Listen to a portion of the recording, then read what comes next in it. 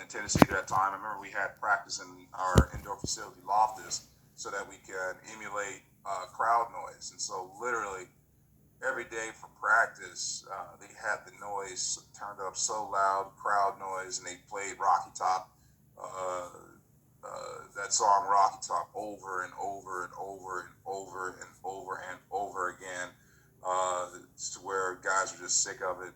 And again, just our DNA back then really just boiled down to execution, execute, execute, execute, and play hard. And that's exactly what we did. We were able to punch holes in for Ricky to run through, or Rocket. It makes your job on the quarterback much easier, if you can have that running game. And I think that still holds true to today's game even. And we just had a mature offensive line, and everybody, again, we just that belief system and of believing, and we love each other and we believe in each other and we have each other's back. We can do anything that we wanted, and that's exactly what we did, when we kind of pretty much forced our will on Tennessee. Okay, so now we fast forward to Penn State game. Actually, he was on a cover of Sports Illustrated, I think, Yep. during that season. It was because it was a Penn State game, 24-21. You had a 21-7 lead. Rocky Ishmael had 109 yards in total. No yards, but he had 9 points. But you had a 21-7 lead. What went wrong in that game as the team fortunately loses 24-21? Yeah, again, it boils down to we didn't execute certain things. We definitely still had people to believe, but guess what? There's there's there's another team out there whenever you play a football game, and let's. I'm not going to discredit Penn State, because guess what? They believe that they could win as well. However, we just didn't execute what we wanted to do. Even though we had a pretty decent running game, but I'm not sure what the turnover ratio was like for that game. But we bottom line is we did not execute. Okay. Move forward to the bowl game against Orange, the Colorado Buffaloes rematch of previous season. Lose, unfortunately, 10-9. They win national championship, shared national championship with Georgia Tech. Now, that game was known for, I remember this, Rocky Ishmael catches a punt return, goes 91 yards, but gets called back for a legal block in the back. Talk about that tough way to lose, especially for Rocky. He was a junior, so that was his final game. And that was crazy, way to That lose was a career. crazy. Talk about that. That was a bad call, because when you look at that call, when you look at that play, there was two referees that were right there. The referee, who was right there, just a few yards away from the actual, where the quote unquote block in the back actually happened, did not throw the flag, because it was not a block in the back. It was a referee who stood behind him, who really did not have, I think, the best view of that. But nonetheless, they won it. But truthfully, they got lucky with one. Um,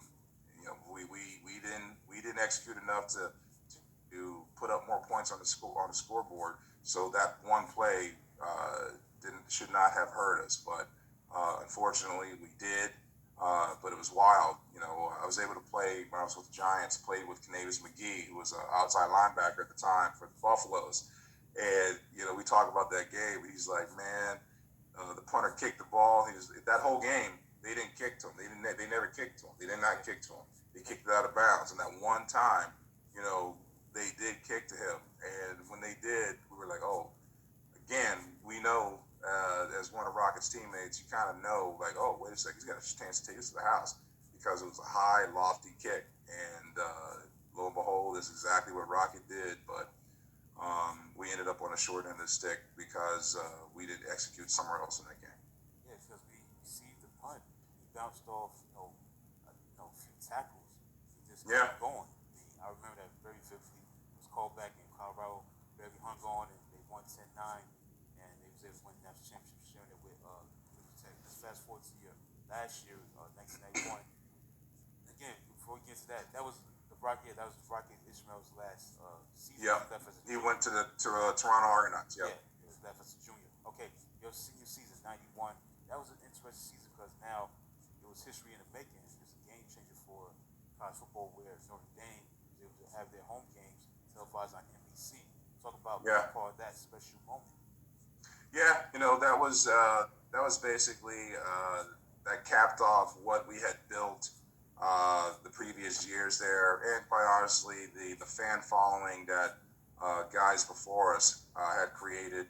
That Subway alumni, back in those days. To be honest with you, like my freshman year, truthfully, they had a good season prior to that, but before that, if you notice, Notre Dame was always in the top 25 every year, no matter how good or bad they were.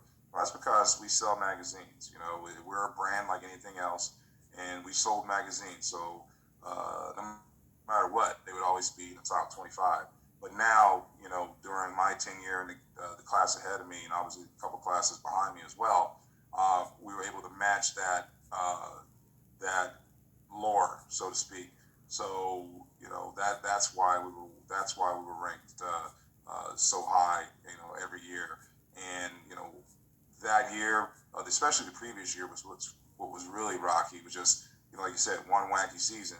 The cover that I was on, literally whoever in it was at number one got knocked off like a week later or 2 weeks later. So it wasn't just us. I think Michigan at one time and a couple other teams. It was like four of us, I think, that had it for 1 or 2 weeks and then got beat by somebody who they probably shouldn't have gotten beat by. But going into that 91 season, we were definitely a very very talented team. That was Rick Meyer's second year as a starting quarterback.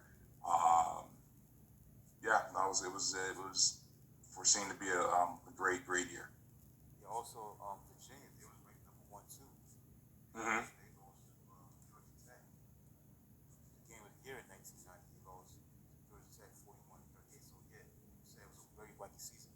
You played Indiana. That's the first home game on Mm-hmm. NBC. Talk about that. You mentioned squad win 49-27. Irv Smith did it, some great things, man. Oh, he had a great catch. He had a great catch that I get the credit for a lot of times because people thought that was me that was carrying all those guys, and when he hopped on one leg the last 5-6 yards to get in the end zone. So I thank Irv for that tremendously all the time whenever I talk to him.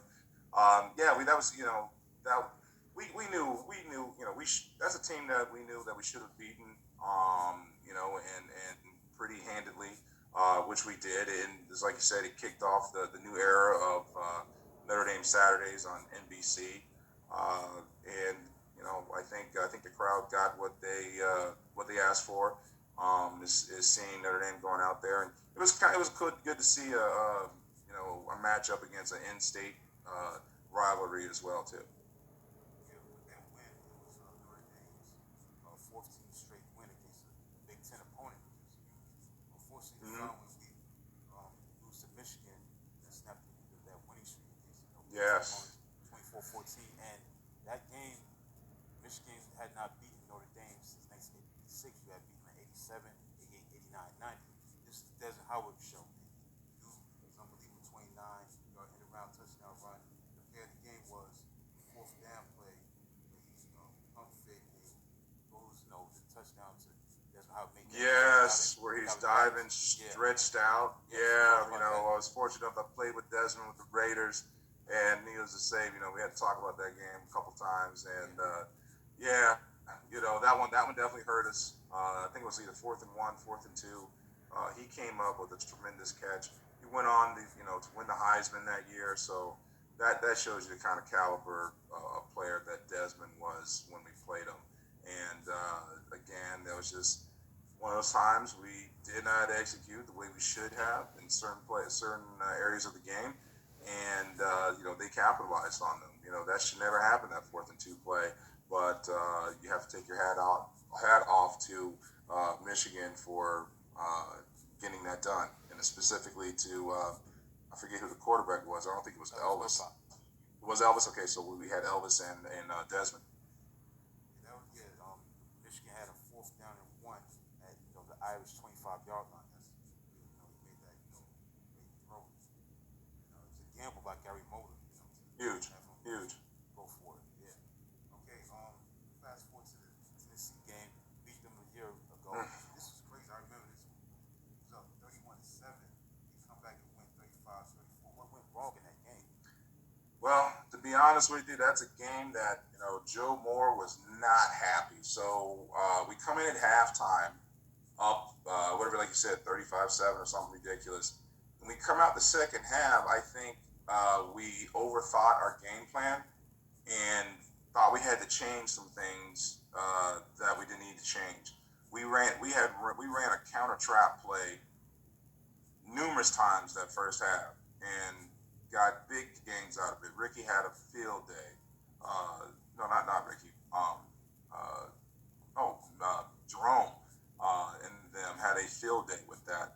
And however, we didn't run that play, but like once I think the second half, and we went away from it. We went away from our game plan, and that allowed them. Tennessee is one of those teams that you can't give them any momentum. You can't give them reasons and plays to get hype off and feed them energy. And they were able to come back and pull off a tremendous win. I believe that was the last game of the season. That was senior day, or last home game. And yeah, it sucked to lose that game. But again, I can't take anything away from them. I think if we had a little bit different game plan that second half, it wouldn't have been close. Following week, we played Penn State. It was 35-17. They had no performance. Notre Dame not playing good on defense. They gave up, 37-yard first run to OJ McDuffie. Yeah. Yeah, maybe 28-7. What went wrong in this game? It just didn't go right. You know, again, defensively we didn't execute. Yes, we had changing of the guard, whatnot, but we still had people that had been in the system long enough. Offensively, we didn't take care of what we needed to do on offense. Probably some first downs we probably didn't get to help keep our defense off the field. Um, and we did not execute our game plan fully the way we needed to pull off that win. And if I'm not mistaken, I think that game was on the road as well. So um, yeah, and I remember that game. That game, I think it was weird. One of those weird games, if I remember correctly, where it was sunny, and then it snowed, and then it got cold, and actually got warm. But that's no excuse. We know better than that. However, we went out there and pretty much laid an egg. Okay, let's fast forward to bowl game played Florida Gators. Yeah, With the green trim. This is about Jerome Bettis, man. He scored 3 touchdowns in his name. Talk about getting a win against Florida. Rare matchup between Notre Dame and Florida, but it was a great win for your squad. Close out your Notre Dame career. Talk about sure. that game, 39-28. Well, with that game, quite honestly, we were pissed off because we had two losses that we let two games get away from us. But also, too, because with the Florida and their fans, obviously being from Florida and that being one of the schools I almost went to, they came in there cocky. They were pissed off that they were playing us like, Notre Dame, they just knew they were going to win that game. But we were able thankfully, we were able to show them a little something, and we introduced them to a not so little guy in Jerome the Bus Bettis, who went off that game. Yeah, he ran for a 39-yard touchdown run. That was one of his 3 touchdowns. He had 150 yards rushing on 16 carries. Yes. Your career. Yes. So now, let's get into 1992. The draft is off and going. And talk about the teams that you wanted to play for other than Giants. Like, who were the teams that you wanted to play for? Teams that I was talking very closely with and, had to go back for, second looks and whatnot was the Cleveland Browns and also the Redskins as well. Those were, I would say, probably the three teams, and in that draft, I later went on to find out had the Redskins. Redskins had the sixth pick, but they moved up to number 4 and picked up Desmond. I thought I was actually going to go number 9. Then I thought I was going to go number 9 to Cleveland.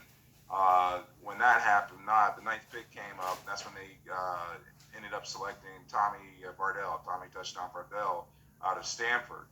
And then when the 14th pick came up, I got the call from Ray Hanley telling me that they were getting ready to select me at the 14th pick. What was it like playing for the New York Giants? Like, what was it like just being drafted by an It organization like was that? it was amazing. It was great. It was the New York Giants. It's New York, right? It's the I would think the mecca of the universe in New York City. There's a lot of pressure, obviously, to for wins. And what I think what was kind of special or that I liked was that looking back, not knowing that it was actually the end of old school and the beginning of new school. I'm very fortunate that I got to see the end of old school players. I mean, you had guys that have been in the locker room for 6, 7, 8, 9, 10 years, a lot. Completely opposite than the way teams are now, their makeup. I mean, back then, I don't even know if you had 10 guys with 4 years or less experience on a squad. It's completely the opposite now, right? But when I walked into that locker room, you see guys like Everson Walls, Eric Dorsey, Carl Banks, LT, the original LT, Lawrence Taylor, Brian Williams, uh, Big Dog, William Roberts, Steve Diassi, Senior. That is. It was definitely a great experience, and I'm very thankful to have been able to play for great owners too. I mean, the Mariners and the Tish. This is a great, I think, one of the blue blood class organizations in football. Yeah, like you said, what you was talking about, like the Giants being there for a long time. That was like the last year of the Giants coming, staying for a long time. Because yes, you had Plan B, free agency, but this was the beginning of the end. Because then you had all of like overall free agency where Free guys agency. going Yep. back and everybody leaving and going not coming back. You actually Mm-hmm. right with that. Teams that was like the last year where teams like stayed together for a long time Yeah. collectively, and everybody leaving after that. So, all right, that unfortunately that season didn't go so well. You go 6-10. Now, what was the standout moment of that year? Do you have any recollections? Not really. I hate to say it, but in that game, or not game, but that season, just seeing really the dynamics of a professional football team. It's no secret that Ray Hanley did not have a great relationship with the players. I guess it was known that he was a better assistant coach, but not a great head coach. I obviously did not know that. I'm just going by what I heard. And there was a lot of discourse and a lot of there was a lot of fighting in house that was going on that season, and our record of 6-10 was the result of it. Okay, let's fast forward to the '93 season. Again, I want to talk about obviously this was Lawrence Taylor's and Phil Simms' last season, last regular season game against the Cowboys. That's the game that everything was on the line on for advanced division in the NFC. Unfortunately, the Giants lost that game 16-13 in overtime, and that was Emmitt Smith's best game ever. Dude played with a separated shoulder. He did everything with one arm. Talk about that tough loss at Giants Stadium. Oh man, that one hurt because like you said, that we felt that we were doing big things, and our defense had played well all game. But again, that's one of those games where it's a tight, close race, and the one who made the least mistakes in that game was going to win. And I think Emmett made a big first down that game over the right tackle, I think the right side of the game. He made a great play. He did go in. I know a lot of people are like, yeah, okay, was he really hurt, or did he just like to add to his lore in coming back from a quote unquote injury? Don't know. Don't really care. All I know is we had an opportunity to stop him. He made a big first down play to give them enough yardage for their kicker to come in and kick that field goal to win the game. Yeah, he had 32 carries, 168 yards. He scored a touchdown, a catch. He had 10 catches, 61 yards. Yeah, he did it with one arm. That's his best, game ever in his career. And that was a Mm-hmm. tough loss. And then beat Minnesota the Yep. following week. Talk about that win against Minnesota. Yeah, that was felt good. This was my first experience in the playoffs, and actually felt good. But I think I did have a reception that game. It got called back for like a holding penalty or something like that. That to see the intensity. Because I remember my rookie year where uh, the guys, one of the things that I saw that was like a big difference was just like the speed. The speed of the game in the pros is completely different. I remember watching preseason game tape. It was one speed, and then no lie, that my rookie year, the first game of the season was against Philadelphia, back when they had a young Reggie White and crew, Clyde Simmons, and that Buddy Ryan defense that he ran. And I remember watching the tape and thinking somebody sped the damn film up because everybody's moving fast. And of course, the veterans came to us and like, hey, listen, man, it's like this is a whole new ball game. Like there's different speeds. So you got your preseason speed, you have your regular season speed, you have your Monday night football speed, and then you got playoff speed, and then you got Super Bowl speed, and it just gets cranked up. At every level gets cranked up another notch. And so now in the playoffs, it is just so much more faster because there's so much more on the line. And that game I do remember was obviously winter game. It was sunny that game. It wasn't quite as cold, but I think we were able to put the pieces together, executed very well, and we're able to pull it off. And felt good to catch a pass or two in that game too. Yeah, the Vikings won 17. I mean, the Giants won 17-10. A big run by Rodney Hampton. He had a big game. Ran 51-yard touchdown. Scored another one. He ran for rushing yards. Mm-hmm. He had 161 yards on 33 carries. He was a workhorse in that game. Yes, all right. Yeah. So unfortunately, the next week you lose 44-3. Your former teammate Ricky Waters, man, had five Yeah, touchdowns. Man, talk about that. five touchdowns, man. Yeah, talk about that, man. Yeah, man. That's when I like the the saying that I say in those situations are sometimes you're the fly and sometimes you're the windshield. And that game we happened to be the fly going up against the windshield. Ricky went off that game, and they went on to win the Super Bowl that year. So if we're going to lose, I'd rather if I have to lose, let it be to the eventual Super Bowl team, winning team. So yeah, we couldn't get anything done. I don't know if it was short week flying out. Actually, yeah, we flew was um, out in San Francisco. We did have that extra game with the divisional or the wild card game, I think it was, with Minnesota. But yeah, we couldn't get it done. Uh, we could not get it done, and especially on defense that game too. I mean, actually both sides of the ball, to tell you the truth. Yeah, Ricky Waters had 118 yards on 24 carries, five touchdowns. No, actually, the team that won that Super Bowl in '93 was Dallas. They won back to back. Oh, my Yeah, bad. I'm yeah, sorry. because That is correct. That yeah is correct. they lost the following week to Dallas in Dallas. Yeah, so that Yes, was yes. I'm sorry. yeah, the Cowboys won it back to back in '93 and as well as Hmm. '92. Okay, '94, your team had a winning record. You go 9-7. Do you have any memories of that season? Because you had a winning record, even though you didn't go to the playoffs that year. And actually, that was your last season as a Giant. Talk about that. Yeah. No. It was. Back then that was when rookies came in and you kind of you slowly made your way into starting lineup and more playing time. Uh, by then it was just my third season. Was definitely getting into a groove there. Um, to have a winning season, especially in New York, it is contagious. Winning is contagious, just like losing is contagious. But that was Dan Reeves' second year, I believe, and we I think everybody bought in. We had the right pieces there, and we were able to pull off what I thought was a successful season.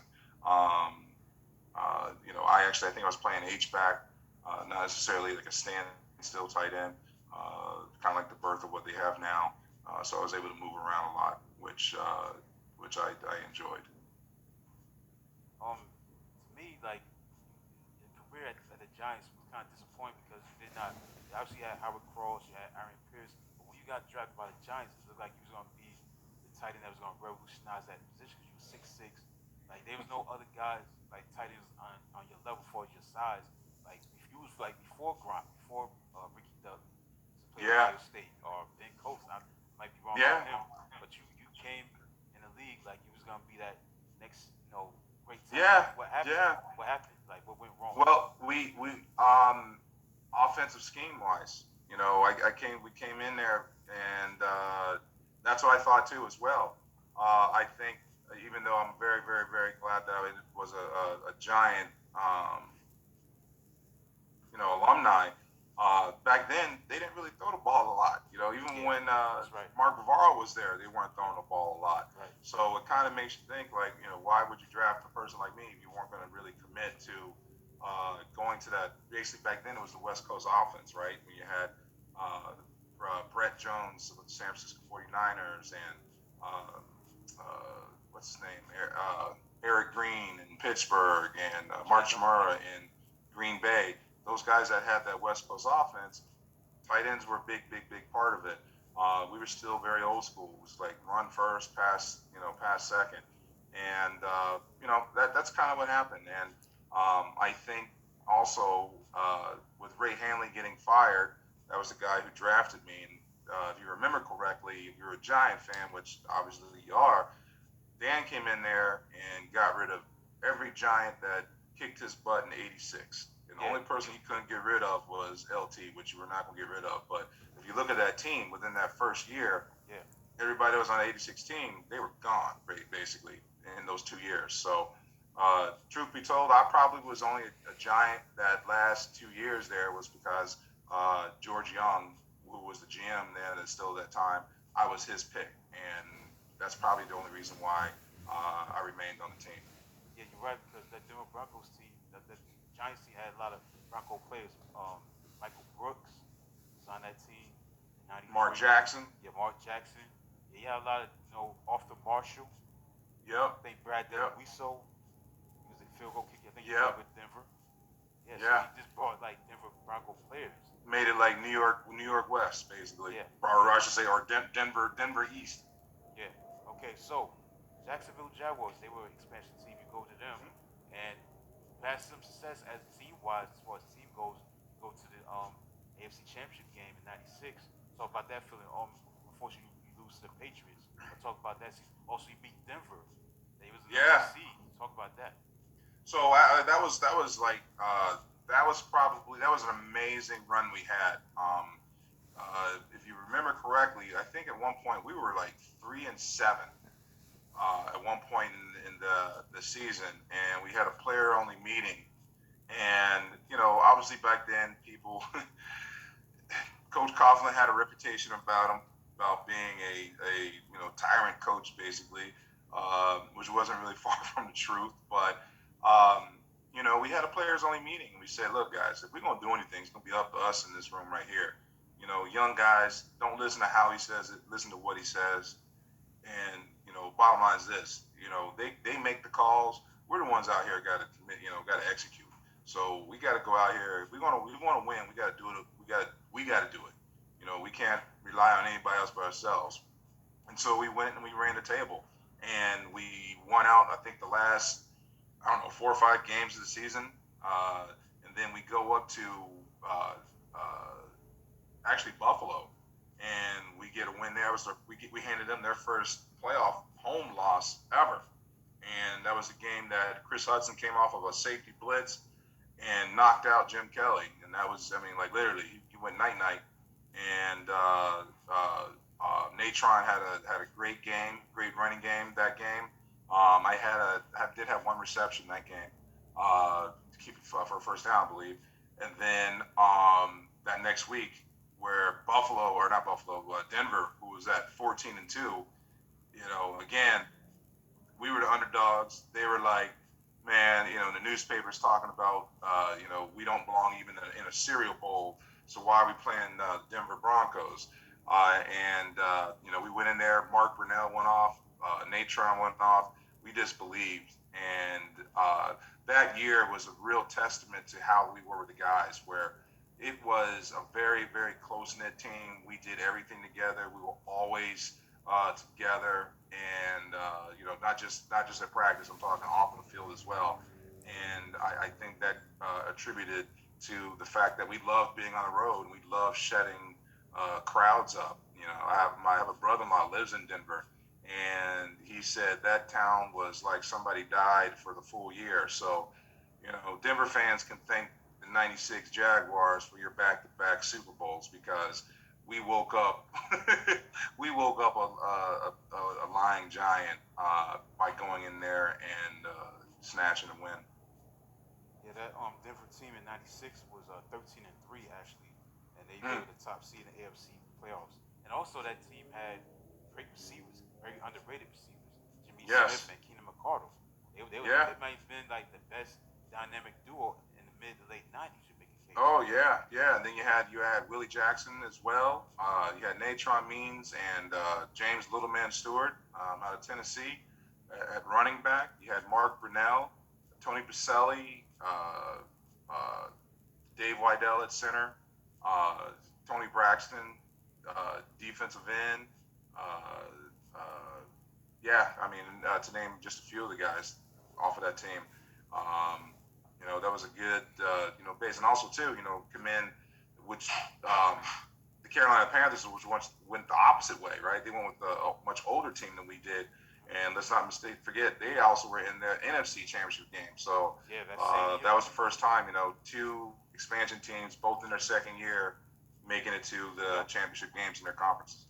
Yeah. So you played 3 seasons with the Jaguars, and you go to the Raiders and the Cardinals to end your career. Talk about your time with the Raiders and the Cardinals. The Raiders, man, I loved being a Raider. Being a Raider was great because it's Raider. You get involved with Raider Nation. It was John Gruden's first year coaching as a head coach, which was amazing. Loved playing for Gruden. John is exactly like you see when he was on Monday Night Football or his quarterback show. Uh, Very, very, high energy. I tell you what, playing for the Raiders, it made me faster. Even though I was 28. It was my seventh year in the league.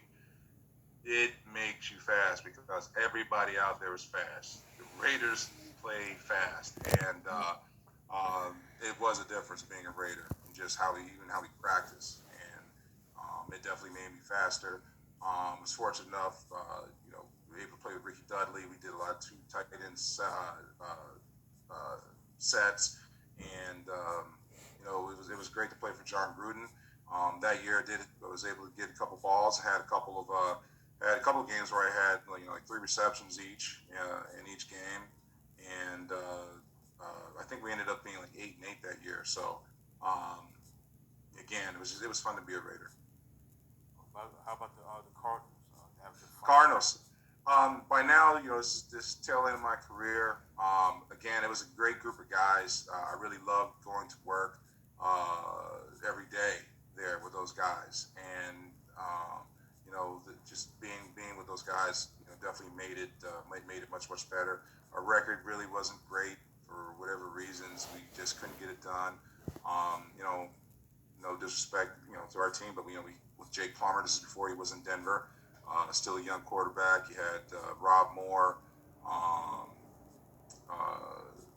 at receiver, um, and I didn't play a whole heck of a lot, but I was very very fortunate though to be on a team. And actually, how I got my ninth season, I was actually let go right before the last preseason game.